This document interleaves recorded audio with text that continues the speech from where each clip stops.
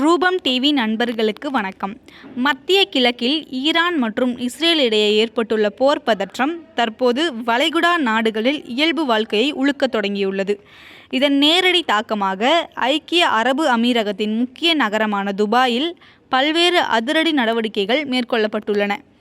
Iran நடத்திய ஏவுகணை தாக்குதல்கள் மற்றும் அதனை தொடர்ந்து நிலவும் பாதுகாப்பற்ற சூழலை கருத்தில் கொண்டு துபாயில் உள்ள அனைத்து தனியார் பள்ளிகளுக்கும் இன்று விடுமுறை அளிக்கப்பட்டுள்ளது. மாணவர்களின் பாதுகாப்பை உறுதி செய்யும் பொருட்டு ஆன்லைன் வகுப்புகளை நடத்துமாறு கல்வி அமைச்சகம் அறிவுறுத்தியுள்ளது.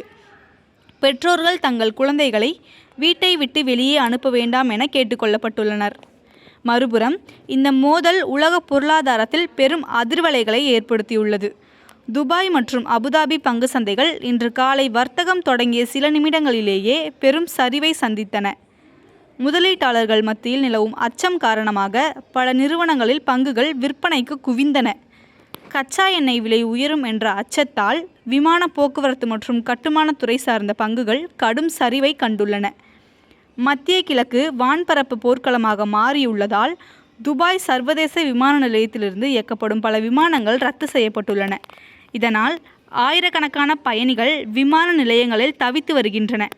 இந்த மோதல் நீடித்தால் துபாயின் சுற்றுலா மற்றும் வர்த்தகத்துறை பெரும் பாதிப்பை சந்திக்கும் என பொருளாதார வல்லுநர்கள் எச்சரிக்கின்றனர்.